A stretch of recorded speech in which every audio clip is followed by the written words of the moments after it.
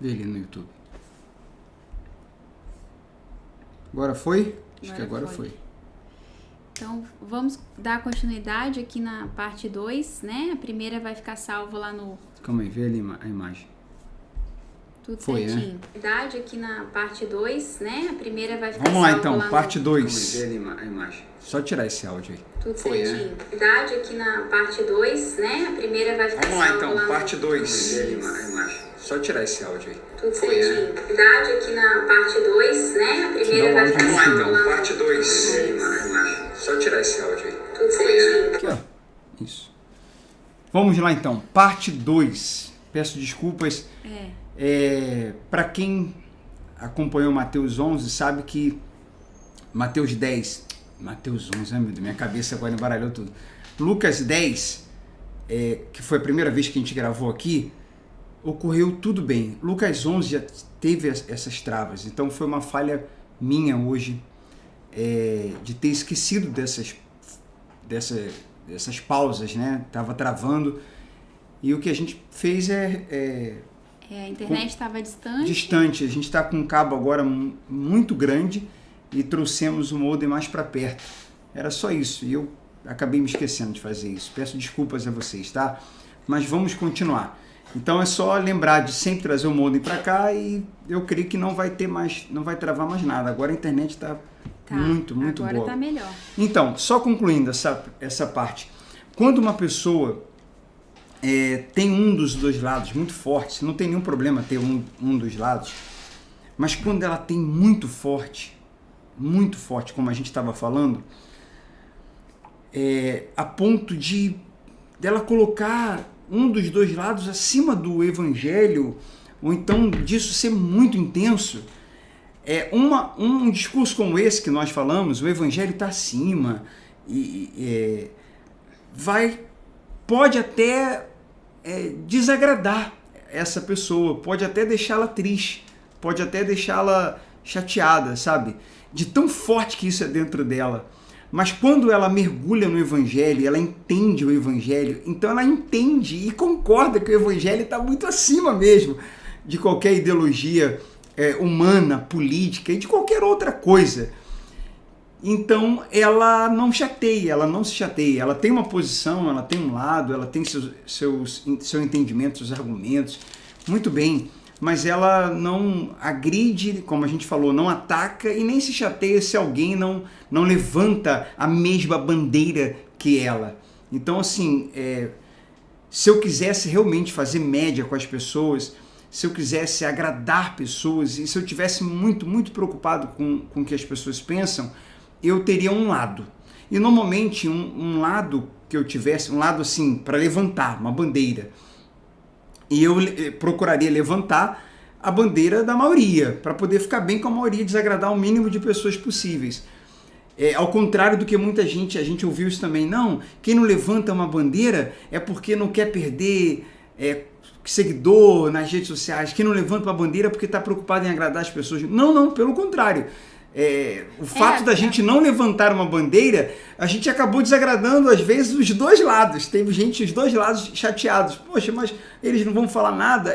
A nossa bandeira, pessoal, ela acima de ser nacional ou acima de ser de um partido, ela é a bandeira de Cristo, do Evangelho. Então é isso. Claro que eu tenho uma preferência, claro que eu tenho também exerço o meu direito, né, de cidadão, de votar. Acredito que, embora tenha dois lados, eu procuro ver o que se aproxima mais, mas eu consigo ver com a ótica do Evangelho os dois lados muito aquém do que é o Evangelho, e consigo ver também coisas positivas de ambos os lados, né? Agora, aquele que eu vejo mais positivo, aquele que eu vejo menos negativo, é aquele que eu vou votar, mas sem muita esperança, a não ser a esperança de Cristo mesmo, transformar as pessoas, das pessoas conhecerem o Evangelho e elas serem transformadas e amarem mais e não atacarem e conseguirem chegar ao nível, meu Deus, a gente chegar a um nível de entendimento de Evangelho, de amor, de sabedoria, de inteligência, inclusive emocional, da gente conversar sobre esse assunto, eu, Marcelo e Michele, da gente votar em pessoas diferentes, da gente pensar diferente e da gente, apesar disso, se respeitar de verdade, se amar e não se atacar e não criar uma inimizade ou não nos distanciar, né? Tipo, não tem como eu me relacionar contigo, Michele, não tem como a gente ser amigo, não tem como eu ter algum tipo de comunhão contigo se você vota nesse cara, não dá. Se você vota nesse cara, pra mim não dá pra gente ter amizade, não dá. Seja qual for o cara, a gente viu isso dos dois lados, e aí a gente fica muito triste. Eu creio que Jesus também não se agrada disso. Creio sim, quando eu olho para Jesus, vejo o Evangelho, acredito que ele ficou muito triste com a igreja brasileira, com esses discursos de raiva, com essa inimizade toda dentro das casas, das famílias, com esses ataques das pessoas colocando suas opiniões acima do Evangelho, sabe? Misturando tudo isso. Acredito que ele tenha ficado muito triste, sim. Baseado no Evangelho, eu concluo isso. Não no que eu acho. Não estou aqui para dizer o que eu acho. É baseado no Evangelho. Então, tudo bem se você tem um lado, tudo bem se você gosta de política, tudo bem, excelente. Tudo bem se você estuda sobre esse assunto, tudo bem se você tem uma preferência, mas que seja tudo com amor, com equilíbrio, sem ataques, porque Jesus, quando morreu na cruz, morreu por todos, não foi por um lado só, foi por todos os lados. Sabe a pessoa que te magoou? Sabe a pessoa que te feriu? Sabe a pessoa que você não vai muito com ela? Sabe aquela pessoa que você não tem muita afinidade? Seja na família, seja vizinhança, seja no trabalho, seja dentro da igreja. Sabe aquela pessoa dentro do local que você frequenta, igreja, né, onde se reúne para cultuar a Deus? Sabe aquela pessoa que ela não desce muito? Jesus morreu por ela também. Jesus morreu pelo argentino, morreu pelos brasileiros, morreu por quem votou no Lula, morreu por quem votou no Bolsonaro. Jesus morreu por toda a humanidade. Então, não faz sentido eu ter desavença com uma pessoa se Jesus morreu também por ela. Eu preciso entender a graça, entender o Evangelho para poder saber separar essas coisas e colocar a alma e o ser humano acima de qualquer diferença. O amor está acima de qualquer diferença. Bem, nós não íamos falar nada disso. Michele deu esse exemplo, foi bom esse exemplo, é atual ainda, faz pouco tempo que isso tudo aconteceu, e que fica como lição que a gente tenha um comportamento e reações melhores, e a gente coloca o Evangelho acima dessa polarização, dessas divisões aí. E que a gente trate esse assunto com mais leveza, né? Que a gente respeite a opinião diferente das pessoas. Mais amor, mais Evangelho. Vamos seguir aí, né? Foi bom, foi bom. A gente já tinha comentado um pouquinho sobre isso, mas se o Espírito Santo quis que a gente falasse isso, então que assim seja. Então, o que vocês Estamos falando de acordo com o Evangelho. No escuro, né? Jesus falando para os discípulos. Isso a gente leu. Vai vir à tona, né? Até o que a pessoa pensa. Proclamado nos telhados, né? Aí no versículo 4. Meus amigos, não tenham medo daqueles que matam o corpo. Depois disso, nada mais podem lhes fazer. Também lemos. Tema a Deus, temor a Deus. Temam a Deus. A gente parou aqui, ó. Deixa eu te mostrar onde a gente parou. Aqui, versículo 6, em diante. Qual é o preço de 5 pardais? 2 moedas de cobre? E, no entanto, Deus não se esquece de nenhum deles. Até os cabelos da sua cabeça estão todos contados. Portanto, não tenham medo. Vocês são muito mais valiosos que um bando inteiro de pardais. Eu lhes digo a verdade, que quem me reconhecer aqui diante das pessoas, o Filho do Homem o reconhecerá na presença dos anjos. Recentemente, em 2 cultos da vida de filho, eu cheguei a citar isso e dei como exemplo aquela canção Raridade. E assim, eu cito isso não para polêmica, de acordo com o Evangelho, de acordo com o entendimento do Novo Testamento. O Novo Testamento, o Evangelho, nos mostra que nós éramos inimigos de Deus, que nós estávamos cheios de pecado e nós não tínhamos salvação. Então Jesus, com sua graça, nos salvou, morreu na cruz por todos, como falamos, tá? Não foi por um grupo seleto de pessoas, sem distinção. Todos podem ter salvação se crerem em Jesus, se crerem na sua graça. Então não é sobre, mas aqui está escrito, a Michele acabou de ler, que nós temos valor, que a gente vale mais do que um bando de pardais, que Deus nos conhece e que nós temos valor. Sim, mas é porque Jesus nos deu valor. Nós temos valor em Cristo. Então qualquer mensagem que fale, tipo, você tem um valor, você tem valor, você é valioso, você pode. Se nessa canção, isso é muito profundo, gente, se nessa canção, se nessa mensagem não estiver claro, não for explicado que é por causa da graça, por causa de Cristo, o valor que Cristo nos deu, essa mensagem é meramente motivacional e ela está apenas inflamando o ego de quem está lendo ou ouvindo, dizendo que a pessoa tem valor, sendo que não é isso que a Bíblia diz. A Bíblia diz que a gente não tinha valor nenhum.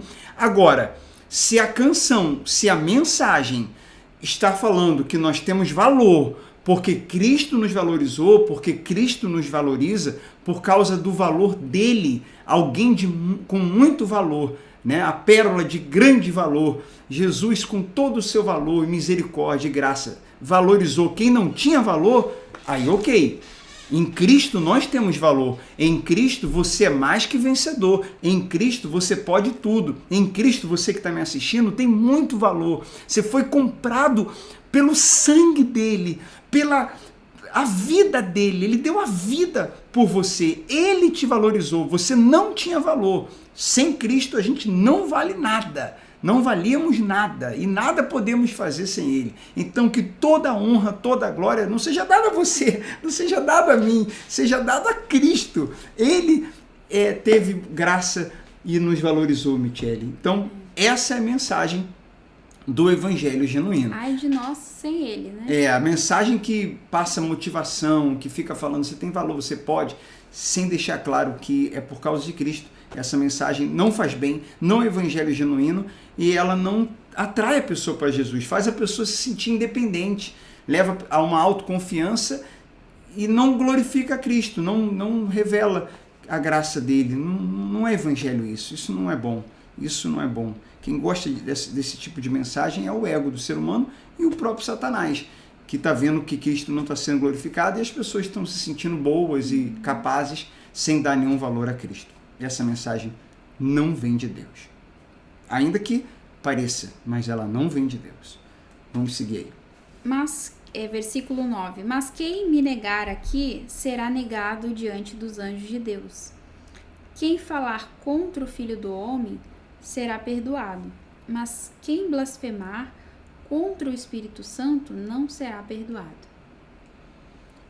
Então, nós já explicamos essa questão da blasfêmia, né? Em Mateus, em Marcos. Aqui a gente pode falar, eu estava meditando nisso hoje, é que algumas pessoas já nos procuraram dizendo, olha, eu acho que eu blasfemei, será que eu blasfemei? Será que eu fiz isso contra o Espírito Santo?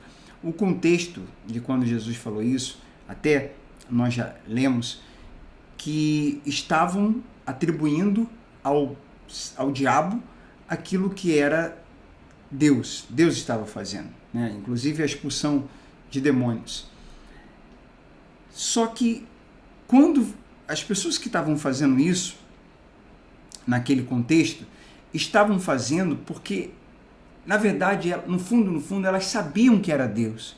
Mas como elas não queriam reconhecer e dar o braço a torcer e se submeter, como não queriam se submeter a Deus, a gente vê isso muito no Evangelho, aqueles que não queriam se submeter, reconhecer que Jesus era o Messias, esses, por não quererem se submeter, então usavam desse argumento que aquilo ali não era Deus, que não era Deus.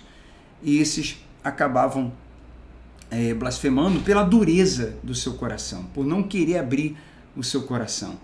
Agora, quando uma pessoa chega a perguntar assim, será que eu blasfemei, será que eu errei? Essa pessoa está preocupada em não desagradar a Deus. ela está preocupada em ter desagradado a Deus, em ter ofendido a Deus. Só o fato dela ter essa preocupação, só o fato dela estar, sabe, com esse temor, com essa preocupação, dela estar demonstrando arrependimento ou estar demonstrando, como falei, preocupação, isso mostra que ela não blasfemou.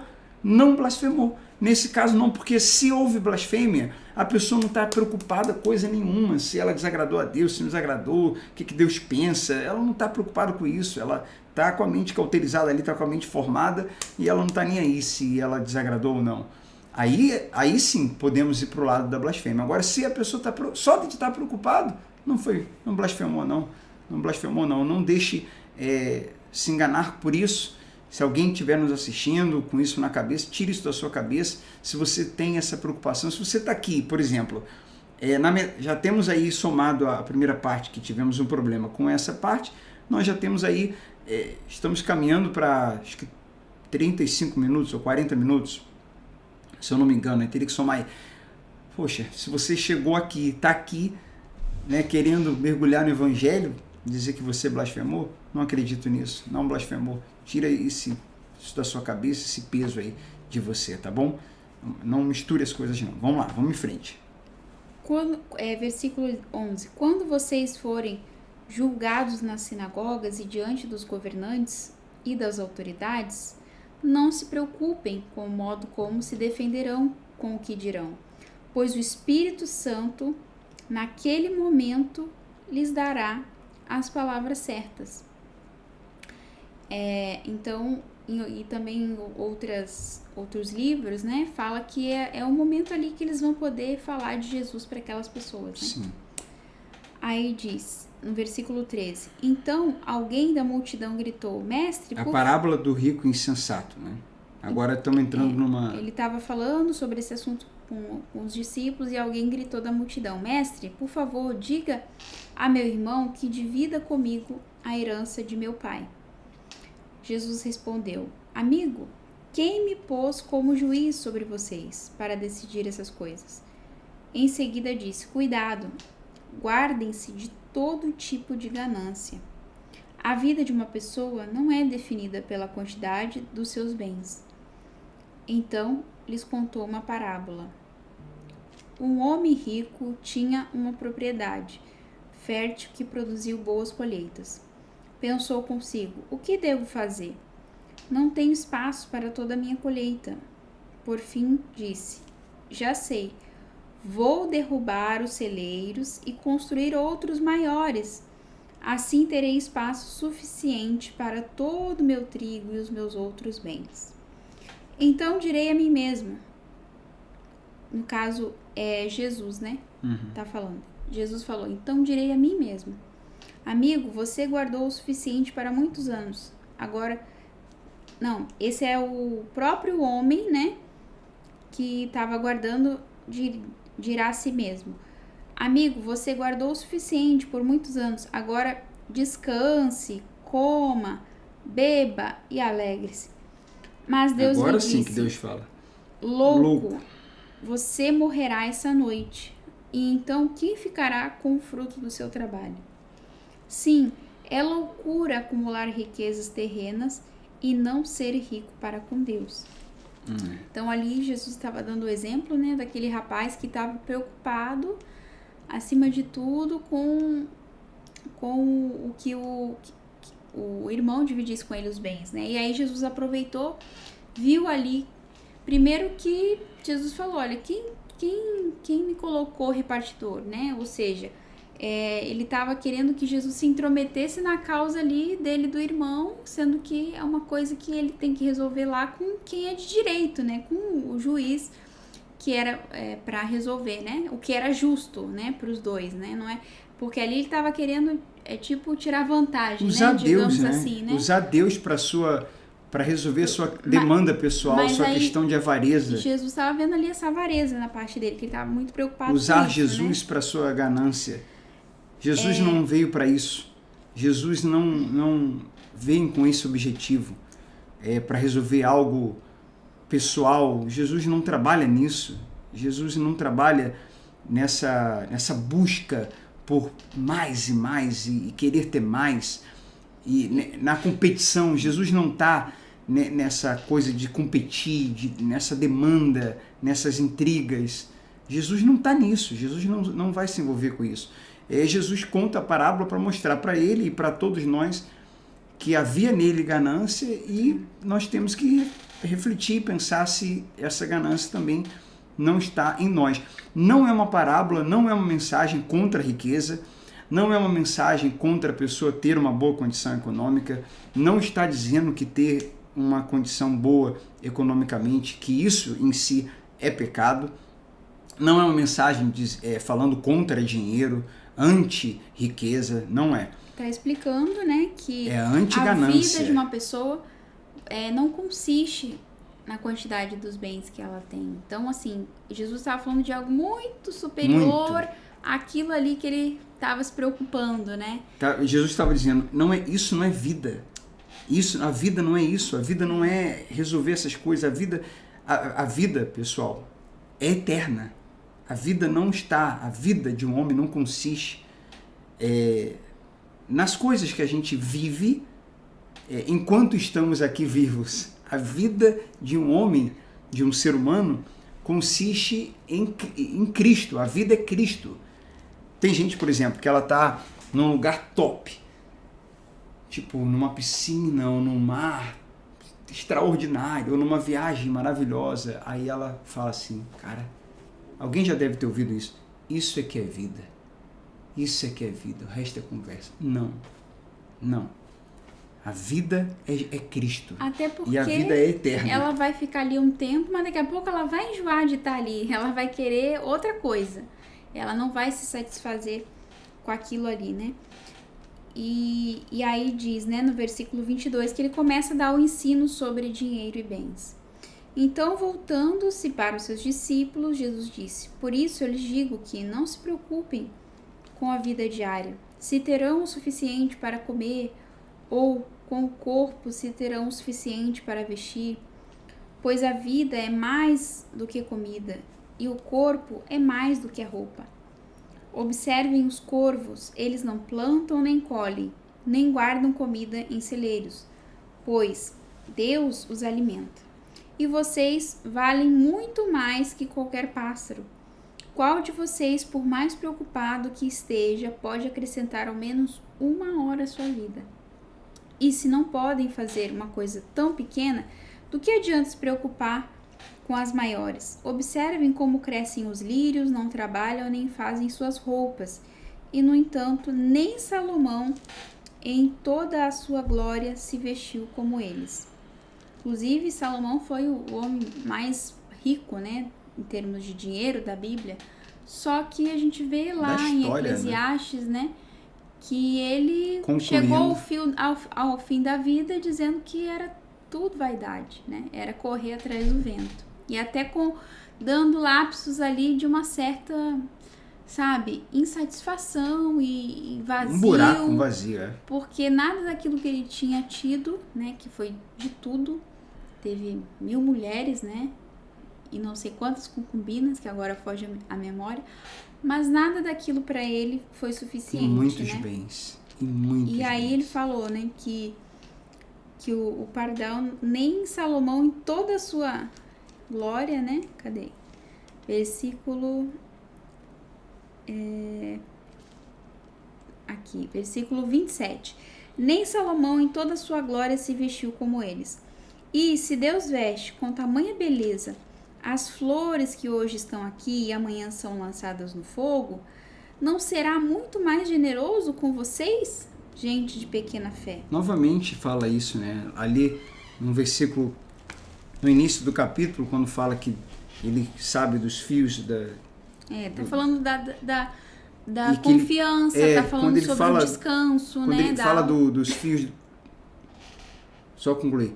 Quando ele fala dos fios do cabelo, que ele conhece e que a gente vale mais do que um bando de pardais, agora de novo, está falando do valor que ele nos dá. Somos filhos, né? Ele chama todo mundo, cada um pelo nome, né? Que ele cuida. Então,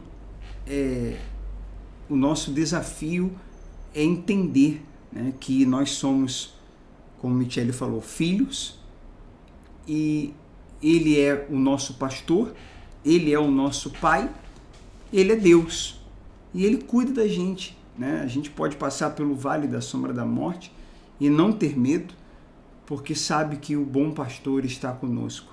Ele nos conduz aos pastos verdejantes, Ele nos livra do lobo, Ele nos livra do mal, Ele cuida da gente, Ele não deixa faltar, Ele, enfim, está no controle de tudo. Quando uma pessoa se preocupa exageradamente com o amanhã e quando ela permite que a ansiedade domine seu coração e ela fica aflita e muito preocupada, isso está revelando a falta de entendimento ou de fé. Ou ela tem entendimento de que Deus é Pai, de que Ele é pastor, mas está faltando crer nesse Pai, crer nesse pastor, Ele não falha, ou ela não tem um entendimento. Ela não sei como ela está enxergando Deus. Ela enxerga como talvez algum Deus poderoso que existe, mas não entende que se ela se entregar a Cristo, esse Deus todo-poderoso, Criador do céu, da terra, do universo, é o seu Pai, é o seu pastor. Então ela precisa crer, entender, crer e diante desse entendimento e crença, confiar, descansar, não se preocupar exageradamente, não deixar a ansiedade lhe dominar. E se ela ficar muito preocupada com o futuro, ela não vai viver o presente, sim, né, gente? Ela não vai desfrutar da vida realmente, né? Porque as coisas mais valiosas dessa vida não tem preço. É de graça, mas as pessoas não dão valor, né? Enfim, que é o amar a Deus, amar o próximo, fazer o bem, né? Procurar ter alegria no espírito, né? Ter prazer, satisfação, gratidão, isso tudo não tem preço, né? Então, quando a gente está sempre correndo, preocupado com as coisas materiais, do que eu vou ter, tem gente que faz, o Deus dela é o mamon, né, Marcelo? Não é ela não confia no Deus, ela confia no mamon. Então, ela só vai se sentir segura se ela tiver um mamon suficiente que vai, digamos assim, respaldar e proteger ela e sustentar ela nos momentos, né, de apuro. Mas a gente sabe que Deus, ele não se limita a isso, né? Ele cria situações até mesmo do nada, da onde a gente nem espera, tudo porque a gente confia nele e crê que de uma forma ou de outra ele, né, nos ampara. E esse homem que Deus falou louco na parábola, aparentemente o plano dele, o projeto dele era bom, né? Eu vou derrubar isso aqui para construir mais. Esse homem, se ele tivesse um Instagram hoje, ele acredito que teria muitos seguidores, né? Se aposentem aos 30 anos, se aposente aos 40. Esse homem da parábola aí que Jesus chamou de louco, ele ia ter muitos seguidores e talvez ele estaria no Instagram ensinando, né? Ensinando a plantar, a colher, fazer... Como ser rico, como ganhar ter uma muito. terra fértil. E ele ia tirar foto com o helicóptero, com certeza, e mostrar a foto no avião e tal, e dizendo 3 passos para ter o que eu tenho, para ser rico. Mas o problema é que no plano dele de riqueza, nesse apego, né, nessa ganância e tendo Mamon como Deus, com o coração dele na riqueza, onde está o coração ali está seu tesouro. Nós vamos ler isso, né? Daqui a pouquinho, se eu não me engano. Tá aí. Não tinha Deus, não tinha o próximo. Então, quando nas nossas intenções, se não tem Deus no centro, e se não é para a glória dele, se não é pelo reino, e se não é para o próximo, é um plano meramente egocêntrico, egoísta, carnal, pessoal, desprovido de evangelho, e Deus considera isso uma loucura. Então, enquanto a gente, se está no Instagram, o homem da parábola está postando lá, aí muita gente curtindo, comentando, nossa, que nave, que helicóptero, que isso, que aquilo, poxa, eu quero comprar teu curso, imagina uma mentoria, meu sonho é ter uma mentoria contigo. Aí, se Deus fosse comentar na postagem dele, enquanto está todo mundo lá, nossa, que maravilha, muito bom. Se Deus fosse comentar, Deus comentaria: louco, essa noite pedirá tua alma. O comentário de Deus, o que tem preparado, para quem será? Quem foi que te ensinou isso? O comentário de Deus. Por que você não compartilha, já que você tem muito, por que você não ajuda os necessitados? Por que você não ajuda quem não tem? Você acha que isso é vida? Para onde vai sua alma? Porque também... Esse seria o comentário de Deus no Instagram. Nós estamos na expectativa da volta de Jesus, mas também vigilantes, porque a gente não sabe quando que a gente vai partir, né? Quando a nossa alma vai ser pedida, né? Então a gente tem que estar vigilante. E fala justamente que ele vai voltar ou quando a gente menos espera, né? Então, assim... a gente tem que estar em vigilância com respeito a verdade isso, né? Onde está o nosso coração. E para encerrar essa parte, Michele, a verdade é a seguinte: é duro falar isso. Que vai na contramão, né? Mas é a verdade. O mundo diz. A gente está aqui fazendo. Hoje é segunda-feira, são 9h51. A gente está aqui fazendo essa série. Queremos, né? Acreditamos que quinta-feira estaremos aqui de novo. Mas pode ser que a gente não esteja. Pode ser que você ou eu a gente parta. Ou que a gente parta juntos. Essa é a verdade. Essa é a verdade. E eu gosto, acho muito bom pensar nisso. De pelo menos uma vezinha ao dia, ou algo próximo a isso. Cara, a vida é trem-bala e a gente está prestes a partir, né? Como diz a música. É isso aí. Diz, né? Não se inquietem, não se preocupem com essas coisas. Elas ocupam, aí o que nós falamos, né? Versículo 30. Elas o que? Essas coisas ocupam os pensamentos dos pagãos de todo o mundo. Mas seu pai já sabe do que vocês precisam. Então, assim, as pessoas lá, os pagãos, né? Aqueles que não são filhos de Deus ainda, né, não se tornaram filhos de Deus, eles estão sempre em busca do mais e mais e mais e constrói celeiros maiores e casas melhores e tudo mais. Mas a gente consegue se satisfazer com menos, né? A gente consegue ser feliz com menos. Lógico que você pode trabalhar e construir, ter o melhor, dar o melhor para sua família, não tem problema nenhum. O problema é a ganância, porque Jesus está alertando aqui com respeito à ganância. O problema é o reino, como vai falar aí, não ser o primeiro, né? E eles ocupam os pensamentos pagãos.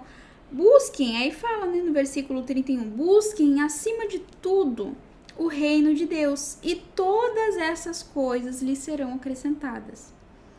Então tem que ter confiança, tem que crer mesmo para confiar de que não sair por aí esbaforido, querendo ganhar mundos e fundos. Deus te... Qual é o nome? Esbaforido? Sair loucamente. Nunca ouvi essa palavra, não. Esbaforido para conquistar tem essa as palavra coisas. Mesmo? Tem, existe. Mas crer que quando a gente busca o reino em primeiro lugar, é muito... a gente não precisa ter essa ansiedade, não precisa ter esse desespero, não precisa ter essa agonia. E Deus vai acrescentar, vai suprir as necessidades, vai abrir as portas. E é muito pesado nesse fardo, é muito louco, é muito frenético essa insatisfação, nunca tá bom, sempre quer mais e mais, e quer usar Deus para poder alcançar isso.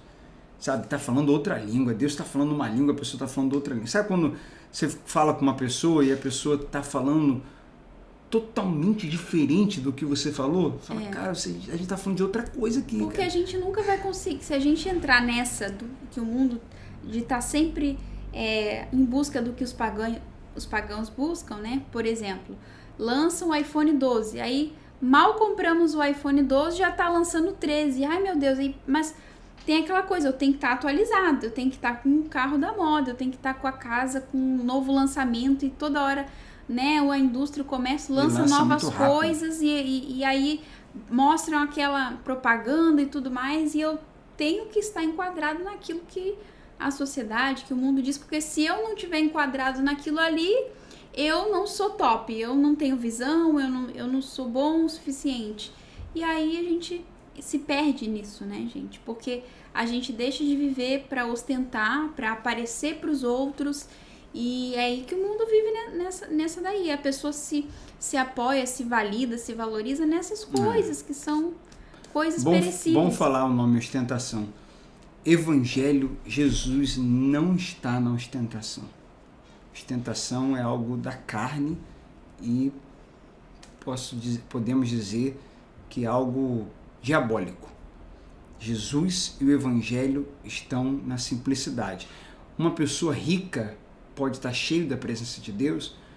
Sim, os frutos do Espírito Santo serão demonstrados. Pela árvore se conhece os frutos. Se ela está rica e ela compartilha, e ela ama o reino, e ela ajuda o próximo, e ela propaga o Evangelho, e ela dá bom testemunho, e ela é simples, e ela é humilde. Até eu sempre lembro do exemplo do Steve Jobs, né? Que ele, sendo rico, né?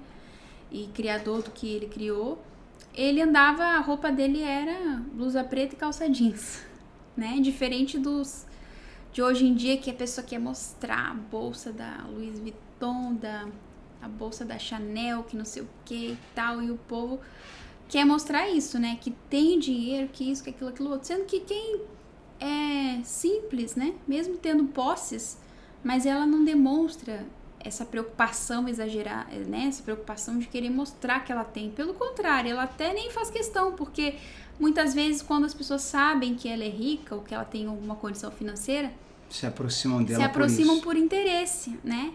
Então, já ouvimos falar de muitas pessoas que elas preferem nem, né, aparentar, porque elas querem andar como pessoas normais, né? Serem tratadas como pessoas normais, sem diferença. Como são exatamente, são. Né? Não se acham superiores aos outros porque elas têm um pouco mais, né? Enfim. Aí diz assim, no versículo 30. Elas ocupam os pensamentos dos pagãos, mas seu pai já sabe do que vocês precisam. Busque, acima de tudo, o reino de Deus, e todas essas coisas lhes serão dadas. Não tenham medo, pequeno rebanho, pois seu pai tem grande alegria em lhe dar o reino. Vendam seus bens e deem aos necessitados. Com isso, ajuntarão tesouros nos céus. Essa parte aqui, ó. Vendem seus bens e deem aos necessitados. Com isso ajuntarão os tesouros no céu. Ela se completa com o versículo 21, voltando aí, né? Sim, é loucura acumular riquezas terrenas e não ser rico para com Deus. Aquele que compartilha, que ajuda o necessitado, é rico para com Deus, é próspero no reino, ele ganha com Deus, Então, E lá também o apóstolo Paulo fala, né, para a igreja, digam aos ricos desse mundo que sejam ricos em generosidade, em boas obras, que compartilhem com os necessitados. Então, isso é riqueza. Se a pessoa chega a um estado de riqueza, então ela tem esse dom da prosperidade, conseguiu adquirir, então ela se considera um mordomo, né, dos bens de Deus. Ela não considera nada seu, então ela compartilha com quem precisa, ela não acumula, ela está sempre dividindo, né? Uhum. Então, aí diz né, tesouros no céu, e as bolsas no céu. As bolsas nos céus não se desgastam, nem se desfazem. Seu tesouro estará seguro, nenhum ladrão a roubará, e nenhuma traça o destruirá. Onde seu tesouro estiver, ali também estará o seu coração. Aí, estejam preparados para a vinda do Senhor. Versículo 35. Estejam vestidos, prontos para servir, e mantenham suas lâmpadas acesas, como se esperassem o seu Senhor voltar do banquete de casamento. Então poderão abrir-lhe a porta e deixá-lo entrar, no momento em que ele chegar e bater. Os servos que estiverem prontos, aguardando seu retorno, serão recompensados. Eu lhes digo a verdade, ele mesmo se vestirá como servo, indicará onde vocês se sentarão e os servirá enquanto estão à mesa. Olha só a humildade do nosso Deus, gente. Que vai nos colocar numa mesa, que ele mesmo vai nos servir, né? Quer ele venha no meio da noite, quer de madrugada, ele recompensará os servos que estiverem prontos. Entendam isso. Se o dono da casa soubesse exatamente a que horas o ladrão viria, não permitiria que a casa fosse arrombada. Estejam também sempre preparados. Tá pois batendo nessa tecla, né? o Filho Vigiar do Homem e virá tá pronto. quando menos esperam. Então Pedro perguntou: Senhor, essa ilustração se aplica apenas a nós ou a todos? O Senhor respondeu: o servo fiel e sensato é aquele a quem o Senhor encarrega de chefiar os demais servos da casa e alimentá-los. Se o Senhor voltar e constatar que o seu servo fez um bom trabalho, eu lhes digo a verdade, ele colocará todos os seus bens sobre os cuidados desse servo.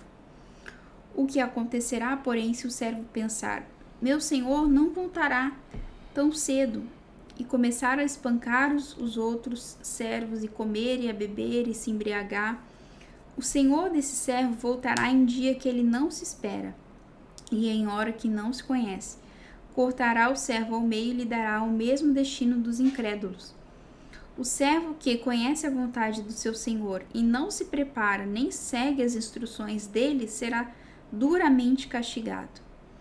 Mas aquele que não a conhece e fez algo errado será castigado com menos severidade. Então, ele está falando aqui de novo para os discípulos que estavam sendo preparados para liderar, né, o povo, tá de frente, pregar o evangelho, fazer discípulos. Para que não usasse a posição. Exatamente. Porque é o que a gente falou lá no início dos fariseus.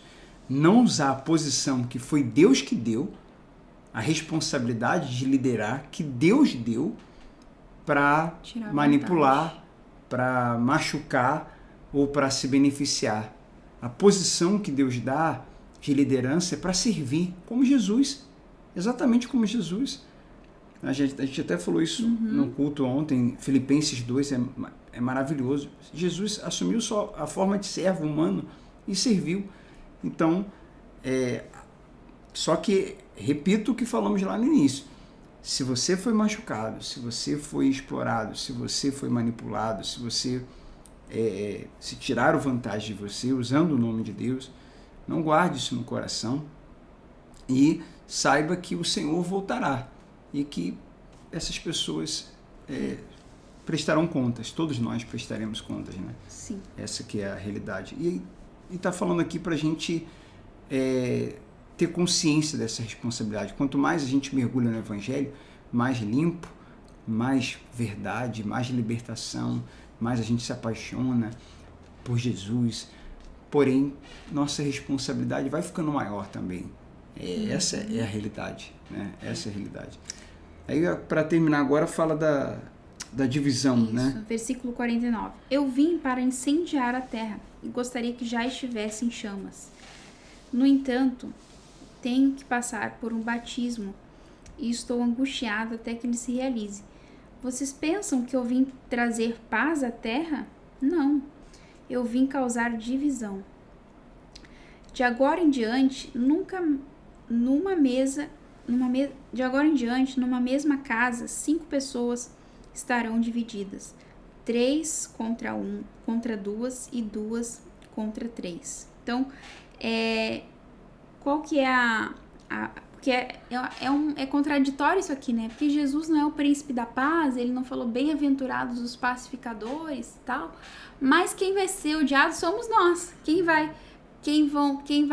né, rejeitar, quem vai brigar com a gente, digamos assim, não aceitar nosso posicionamento, são as pessoas. A gente vai seguir a nossa vida, né? Mas as pessoas que não aceitam, né, vão querer brigar, vão querer, né, apedrejar, vão querer perseguir, no caso, vão querer... parece contraditório, né? Não é no sentido de que se a pessoa assume o evangelho, é como nós falamos, né, na primeira parte lá, a pessoa que realmente assume o evangelho, a bandeira que ela vai levantar é a do evangelho.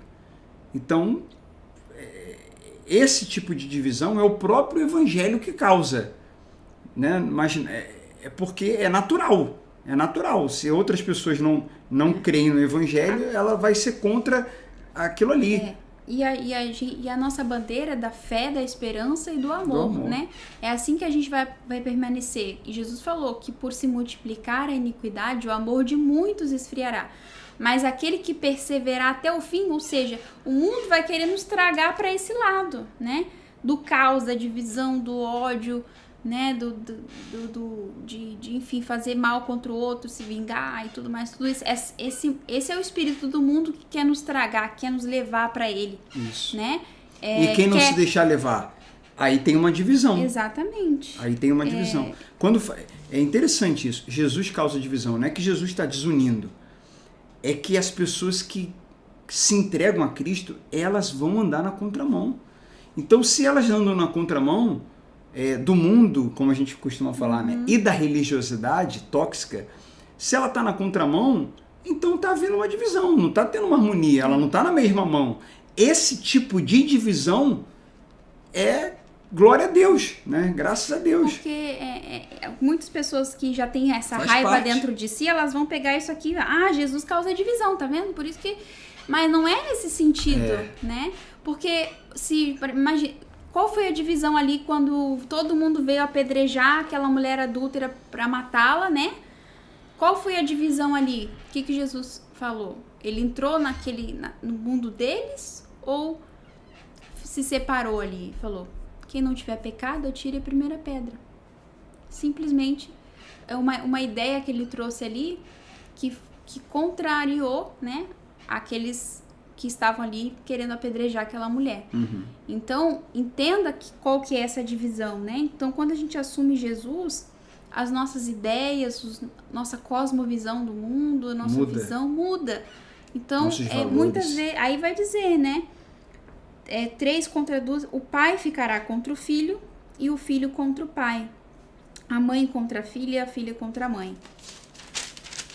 A sogra contra a nora e a nora contra a sogra. Então Jesus se voltou para a multidão e disse: quando vocês veem nuvens se formando no oeste, dizem, vai chover. E tem razão, quando sopra o vento do sul, dizem, hoje vai fazer calor. E assim ocorre. Hipócritas, sabem bem interpretar as condições do tempo, na terra e no céu, mas não sabem interpretar o tempo presente. Nossa, isso é forte. Por que não decidem por si mesmos o que é certo? Quando você e seu adversário estiverem no caminho do tribunal, procurem acertar as diferenças antes de chegar lá. Do contrário, pode ser que o acusador o entregue ao juiz e o juiz a um oficial que o lançará na prisão. Então, aqui ele está falando, falou ali atrás da divisão, e aqui ele está falando do acerto, né? Do acerto, da reconciliação. E aí... É igual aquela, no que depender de vós, tende paz com todos. Exatamente. Do contrário, pode ser que o acusador o entregue ao juiz e o juiz a um oficial que o lançará na prisão. E eu lhes digo, você não será solto enquanto não tiver pago até o último centavo. E fala também de fazer as pazes com Deus, né? Faz as pazes com o juiz. Faz as pazes com aquele que no final de tudo vai julgar. Né? Exatamente, porque todos nós estamos a caminho aí desse tribunal. Sim. Né? Aqui podemos levar para o sentido humano, aqui terreno, né? Da gente se reconciliar com o próximo. Sim. Porque se a gente não fizer o que tem que ser feito, né? Talvez a gente seja processado e a gente vá para o juiz e o juiz vai nos levar para o tribunal. E também podemos levar para o sentido espiritual, que todos nós estamos a caminho desse tribunal. E se a gente não fizer o que tem que ser feito, não, né, fazer aquilo que Deus nos pede, né, que sejamos, que façamos, então a gente vai prestar conta, sim, né? Cedo ou tarde a gente vai prestar conta daquilo que Deus tem confiado pra gente, né? E é isso que a gente deve... esse é o temor, né, que está lá. Não tema os homens, tema Deus. Tema Deus. E temor é uma coisa muito, muito importante, mas ainda assim o amor é o maior de tudo, porque eu temo o Deus que criou, eu respeito. Temor é respeito, né? É um profundo respeito. Eu respeito profundamente aquele que me criou, aquele que é dono de tudo, que sabe de todas as coisas. Eu dou a ele a importância, eu reconheço a importância dele, porque as pessoas, elas respeitam, às vezes, aquela pessoa que tem milhões de seguidores, ou aquela pessoa que é famosa, ou aquela pessoa que tem nome, ela fala assim, nossa, diante dela eu me tremi, eu fiquei nervoso, meu coração começou a pular. Gente, olha só, eu estava diante daquele artista, olha aqui, ó, olha aqui o autógrafo que ele me deu, olha aqui. Então ela tem um temor, eu não conseguia nem falar. O dono da empresa trabalha numa empresa multinacional, aí o dono da empresa, que é enorme lá dos Estados Unidos, veio até o Brasil, veio na empresa dela e chamou ela na sala. Ela, nossa, o dono da empresa me chamou, eu não sabia nem o que falar diante dele. Quer dizer, por causa de quem ele é, né? É o dono. Poxa, mas quem Deus é? Né? Quem Deus é? Quem é Deus? Então esse é o sentido de temor. Agora, mais do que temor, amor. Porque esse Deus, ele quer que a gente respeite ele, mas não tenha medo dele. Ele quer que a gente o ame. E ele nos ama. Então, ao mesmo tempo, ele é o Pai. Então, a gente entra na presença dele com profundo respeito, mas com amor, com intimidade de filho, falando ali com o seu pai. Né? Por isso também, abrindo um parênteses aqui para encerrar, não vejo... tem uma preferência entre nas músicas chamar você ou chamar Senhor, mas não vejo, eu acho isso tão pequeno, essa discussão eu acho ela tão pequena. Chama Deus de você ou de Senhor? Chama dos dois, às vezes eu chamo Senhor, às vezes eu chamo você, e eu não vejo nenhum problema no você, porque quando eu chamo você, não estou desrespeitando a ele. Com atitude, estou procurando obedecê-lo, eu o amo. Estou chamando você no sentido de que estou falando com meu pai, né? Meu pai, João Carlos, eu chamo de você e procuro respeitá-lo. Deus, Senhor ou você, até porque muitos naquele dia chamarão Senhor, Senhor. Nem todo que me diz Senhor, Senhor entrará no reino dos céus, mas aquele que faz a vontade do meu Pai. E se fala você, você e faz a vontade do Pai? E se fala Senhor, Senhor e não faz a vontade do Pai? Exatamente. Então não é sobre o que fala, é sobre o coração, né? É sobre o que é. Deus abençoe vocês. Mais uma vez, gente, você que está acompanhando aí, você que está ao vivo, a Celiane que está aí comentando. Foi fiel, Deus te abençoe, Celiane. Até agora. Até o fim. Será salva, só a Celiane será salva. Ai, meu pai. Ai. Ela tá falando aqui, é uma divisão saudável, né? É isso mesmo. Celiane, causada esse equilíbrio, pelo evangelho. Entendimento. A gente não pode ler aquilo que tá aqui ao pé da letra. A gente tem que ter Eu não forço essa divisão, né? Ela acontece. Ter o contexto, por causa da fé que eu tô abraçando. Deus abençoe, Celiane, você que está comentando aí. Deus abençoe a todos vocês, todos, sem exceção. Você que está acompanhando essa gravação. E mais uma vez, desculpa por um erro que se repetiu, né? Mas que agora, antes das meditações, a gente vai trazer aqui o molding que a gente está fazendo da igreja. Agora vai. E aí a gente traz para perto e a internet não vai mais travar, a não ser que seja por outro motivo, que fuja do nosso controle. Por isso, essa falha 2 vezes já deu, não vai ter a terceira, tá bom? Peço desculpas, agradeço pela compreensão, um beijo no coração de todos, um grande abraço para vocês e vamos em frente. Hoje uma meditação mais longa, mas vale a pena, né? Um investimento tá menos do que um vida, tempo gente, de um filme. Pra vida e pra eternidade. Tá menos do que um tempo de um filme, tá menos ainda do que uma partida de futebol, que quem gosta de futebol toda quarta, todo domingo, ou às vezes outros dias assiste, né? Toda semana assiste a partida. Esse tempo aqui que a gente mergulhou no capítulo 12 ainda tá menor do que esse tempo que toda semana muita gente, milhões e milhões de pessoas dão por uma partida de 22 homens querendo colocar uma bola para dentro do gol. Eu gosto de futebol, tá? É só para abrir nossa mente aí. Por um lado demorou, mas se a gente for ver por outro lado, demorou nada. É um tempo que a gente está investindo realmente na nossa espiritualidade e a gente tem que buscar essa riqueza de evoluir espiritualmente. Isso é riqueza, isso sim é riqueza. Deus abençoe, um abraço e tchau. Tchau. Amém, Celiane, amém.